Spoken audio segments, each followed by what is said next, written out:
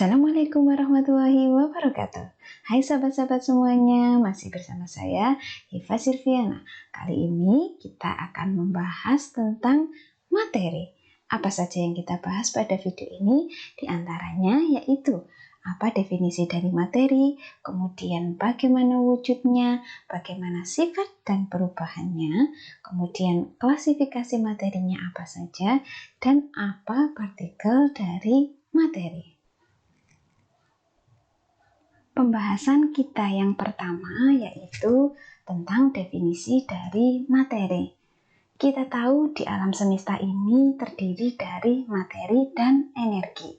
Banyak contoh-contoh materi yang ada di alam semesta ini, misalkan udara, air, tanah, makanan, minuman, gelas, kaca, dan lain sebagainya. Itu adalah contoh dari suatu materi. Nah, kalau begitu apa itu materi? Materi didefinisikan sebagai segala sesuatu yang menempati ruang dan memiliki massa. Nah, materi ini tidak hanya terkait tentang hal-hal yang dapat kita lihat. Ini misalkan saya ada contoh, ini ada beker gelas atau gelas kaca, kemudian ini kita isi air. Nah, di dalamnya kemudian kita masukkan tabung reaksi dengan posisi mulutnya berada di bawah. Nah, ini nanti airnya akan masuk ke dalam tabung reaksi, tapi tidak semuanya masuk ke dalam atas, tidak sampai penuh. Kenapa? Ini karena ada materi yang tidak nampak, yaitu ada udara di dalamnya, sehingga air tidak dapat naik ke atas, tidak mengisi seluruh ruang dari tabung reaksi yang sudah kita masukkan ke dalam gelas yang berisi air. Kemudian pembahasan selanjutnya yaitu tentang wujud materi. Wujud materi ini yang pertama saya ada contohnya adalah batuan ametis atau batu kecubung yang biasanya orang Indonesia ini menggunakannya untuk batu akik. Nah, kita tahu ini wujudnya adalah padat.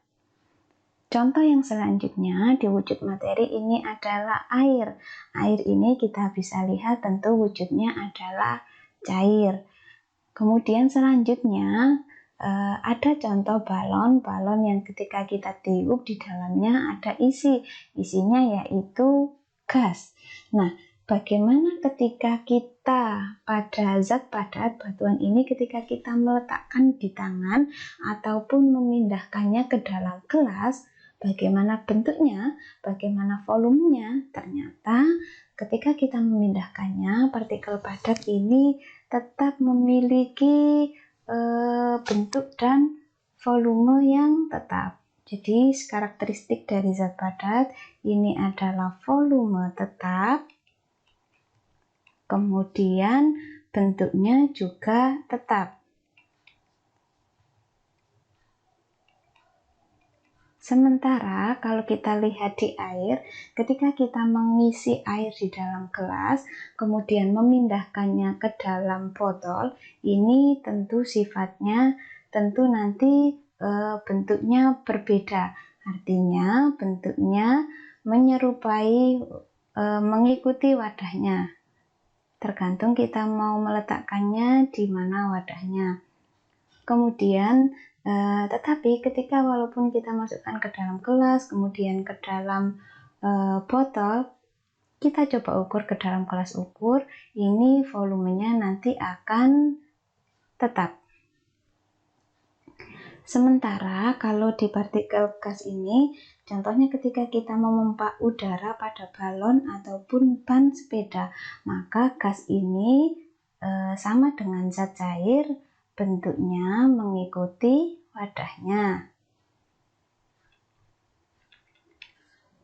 Nah, kemudian bagaimana dengan volumenya? Volumenya tidak tetap.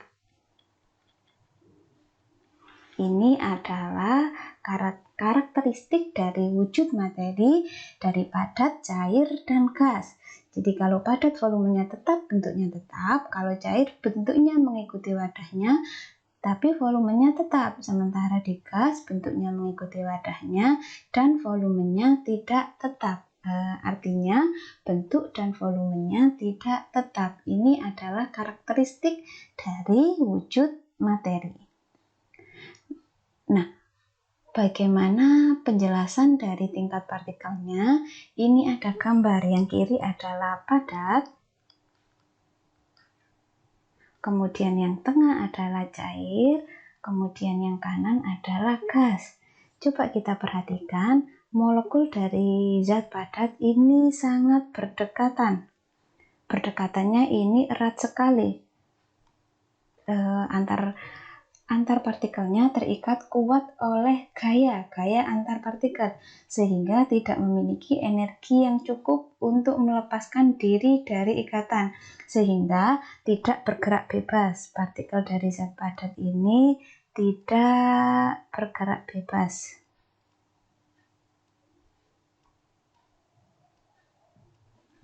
Nah, sementara di zat cair ini molekulnya memang berdekatan. Partikel-partikel di dalamnya ini memang berdekatan, tapi dia memiliki energi yang cukup untuk berpindah atau mengembara, sehingga ini sifatnya dapat mengalir, dapat bergerak,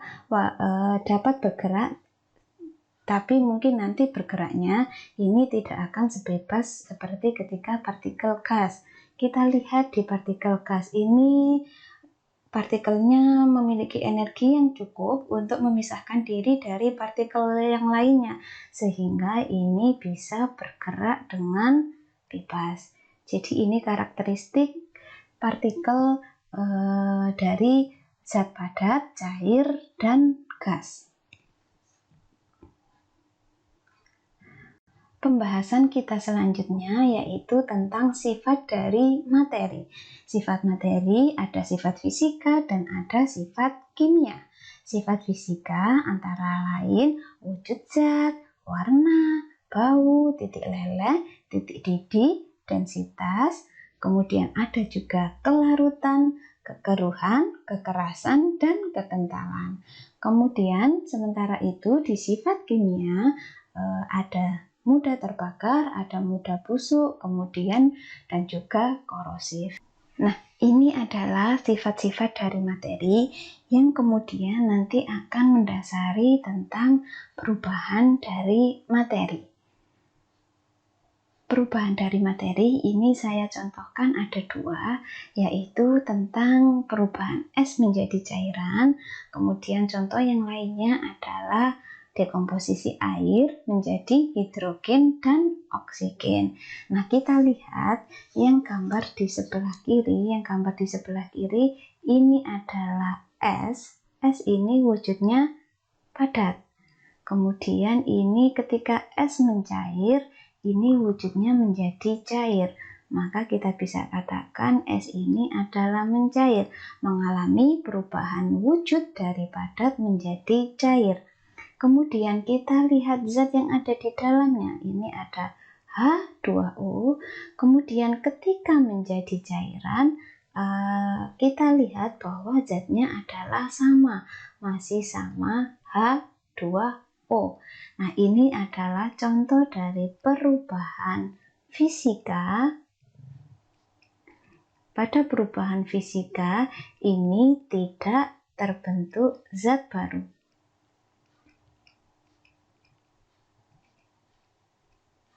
Sementara kita lihat di sebelah kanan, ini adalah air. Air ini ada H2O, kemudian ketika didekomposisi, dia akan menjadi gas H2 dan akan menjadi gas oksigen. Nah, ini menunjukkan bahwa H2O-nya berubah menjadi H2O dan O2, ini artinya terbentuk zat baru. Ini adalah perubahan kimia.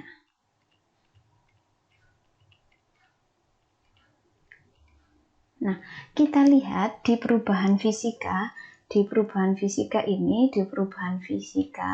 kita lihat zatnya masih sama, maka nanti sifatnya juga masih sama. Kalau kita rasakan antara es dengan es yang sudah mencair, ini rasanya masih sama. Sementara kalau nanti di H2O menjadi H2 dan O2, ini tentunya sifatnya akan berbeda antara H2O dengan H2 dan O2. Kemudian kita lihat contoh-contoh yang lainnya di perubahan materi. Yang pertama, perubahan fisika. Contohnya ketika penyubliman kapur barus, ini yang berubah hanya wujudnya dari padat menjadi gas. Begitu pula di peluburan besi, ini hanya berubah wujudnya, hanya dari padat menjadi cairan. Yang di dalamnya masih sama, masih ada Fe. Sementara itu, sama juga ketika penggilingan biji kopi yang berbeda hanya bentuknya saja. Begitu juga ketika kayu menjadi meja, ini hanya berubah bentuk, tapi zat yang ada di dalamnya masih sama dan sifatnya juga tentu akan masih sama. Ini adalah contoh-contoh dari perubahan fisika. Sementara itu di perubahan kimia ada apel membusuk. Tentu ketika apel membusuk, ini dari apel yang masih segar, zatnya akan berbeda dengan apel yang sudah membusuk. Sifatnya juga tentunya akan berbeda. Rasanya juga akan berbeda antara apel yang masih segar dengan apel yang sudah membusuk. Kemudian ketika besi berubah menjadi besi berkarat, ini adalah contoh perubahan kimia karena terbentuk zat baru dari Fe menjadi Fe2O3. Tentu sifatnya antara Fe dan Fe2O3 ini akan berbeda. Contoh yang lainnya ketika pembuatan tape. Ketika pembuatan tape misalkan dari singkong, tentu ini senyawanya yang berbeda di singkong dan di tape. Dan rasanya kalau kita rasakan sifatnya ini juga akan berbeda antara singkong dengan tape. Contoh lain perubahan kimia adalah kayu dibakar. Dari kayu menjadi arang, ini tentu sifatnya akan berbeda. Nah, ini adalah contoh-contoh dari perubahan materi. Ada perubahan fisika dan ada perubahan kimia.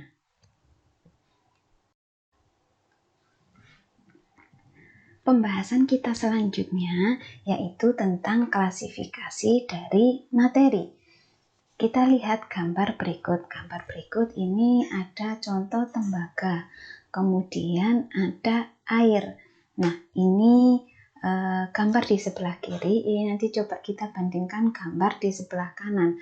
Gambar di sebelah kanan ini ada kuningan dan kemudian ada air dan tembaga. Nah, bagaimana kita membedakan antara gambar di sebelah kiri dan gambar di sebelah kanan? Coba kita lihat gambar di sebelah kiri ini isinya hanyalah Cu. Sementara begitu juga di air. Di air ini isinya adalah H2O. Semuanya isinya H2O. Sementara itu ketika kita lihat gambar yang sebelah kanan, kuningan ini isinya adalah Cu dan Zn. Kemudian ini ada air dan tembaga isinya H2O dan Cu. Nah, ini gambar yang sebelah kiri semuanya tembaga ini isinya Cu, air semuanya isinya H2O. Ini kita dapat mengklasifikasikannya sebagai zat murni. Kemudian di sebelah kanan ini dapat kita klasifikasikan sebagai campuran. Jadi kita bisa melihat klasifikasi dari materi ini, kita lihat apakah semuanya komposisinya sama. Kalau komposisinya sama merupakan zat murni, kalau komposisinya tidak sama itu merupakan campuran. Kemudian kita bahas apa itu zat murni. Kita lihat gambar yang pertama. Tadi zat murni adalah ada Cu, ada tembaga, kemudian dan juga ada air. Nah, kita lihat di zat murni ini apakah ada perbedaan. Ini gambar yang ini semuanya ada Cu. Kemudian yang kanan ada H2O. Jadi ini semuanya adalah Cu. Ini kalau kita memisahkannya, ini tidak dapat dipisahkan. Tidak dapat dipisahkan secara sederhana. Karena memang sudah sederhana, hanya ada Cu. Kemudian kalau di H2O, ini merupakan senyawa. Dari H2O ini kita pisahkan, seperti contoh tadi kita bisa memisahkan menjadi H2 dan O2. Jadi Cu ini adalah contoh dari unsur, kemudian air ini adalah contoh dari senyawa. Unsur dan senyawa masing-masing merupakan zat murni. Nah, selanjutnya kita ke campuran. Campuran ini contohnya yang kita contohkan tadi ada kuningan. Ada kuningan, ini tadi terdiri dari Cu dan Zn. Kemudian selanjutnya ada air, H2O dan juga tembaga atau Cu. Nah, kalau kita lihat di kuningan ini antara Cu dan Zn ini semuanya komposisinya seragam. Komposisinya seragam ini merupakan dari campuran homogen. Nah, ketika ini komposisinya tidak seragam, ada yang di atas, ada yang di bawah, jadi tidak seragam di seluruh bagiannya, ini merupakan contoh dari campuran heterogen. Jadi campuran ada dua, ada homogen dan ada heterogen. Kalau yang homogen semuanya bagiannya sama, kalau yang di heterogen tidak sama. Tidak seragam antar seluruh bagiannya. Kita tahu bahwa materi memiliki penyusun terkecilnya yang disebut sebagai partikel. Partikel dari materi ini ada beberapa klasifikasinya. Yang pertama yaitu atom. Atom merupakan partikel terkecil dari suatu materi. Jadi yang paling kecil partikel dari materi adalah atom. Selanjutnya, partikel materi yang kedua yaitu ion. Ketika atom itu menerima atau melepaskan elektron, ini akan menjadi ion. Nah, contohnya di sini ketika ada atom Na, kemudian dia melepaskan satu elektronnya, maka dia akan menjadi Na+. Ini merupakan ion. Kalau Na+ berarti namanya adalah kation. Kemudian ketika Cl ketika dia menerima elektron, maka dia akan menjadi Cl-. Ini dinamakan sebagai anion. Jadi partikel materi yang kedua adalah ion. Di ion ini ada kation dan ada anion. Kation ketika dia melepaskan elektron, kemudian anion ketika menerima elektron. Kemudian partikel materi selanjutnya yaitu molekul. Molekul merupakan gabungan dari dua atau lebih atom. Nah, kalau kita lihat di sini, ini kita dapat klasifikasikan molekul itu ada molekul unsur, kemudian dan juga ada molekul senyawa. Coba kita perhatikan antara molekul unsur dan molekul senyawa. Molekul unsur ini tersusun dari satu jenis atom. Nah, kalau kita lihat di sini, ini ada lebih dari satu jenis atom. satu jenis atom. Jadi lebih dari satu jenis atom ini adalah molekul senyawa. Ini misalkan di sini ada Cl2, kemudian di sini ada H2O. Nah, di molekul unsur ini nanti bisa dibagi sebagai molekul diatomik dan ada juga molekul poliatomik. Poliatomik ketika dia terdiri hanya 2 atom, misalkan Cl2, N2, H2, ini merupakan molekul diatomik. Sementara kalau di poliatomik ini misalkan ada S8, ada Se8. Jadi ini masing-masing ada 8 atom S dan ada 8 atom Se. Ini adalah molekul unsur. Molekul unsur ada diatomik dan ada poliatomik. Nah, kalau di molekul senyawa ini tersusun lebih dari satu jenis atom. Nah, dari gambar contoh itu tadi adalah H2O. Bisa juga nanti ada senyawa yang lainnya, misalkan CH4. Kemudian ada lagi, misalkan kita menulisnya sebagai NaCl, ini garam, dan ada banyak contoh-contoh lain dari molekul senyawa. Jadi ini partikel materi, ada atom, ada ion, dan ada molekul. Nah, demikian pembahasan kita kali ini tentang materi. Kita sudah mempelajari tentang wujud materi, kemudian kita mempelajari sifat materi, perubahan materi, klasifikasi materi, dan partikel materi. Sampai jumpa di video-video berikutnya. Semoga bermanfaat. Assalamualaikum warahmatullahi wabarakatuh.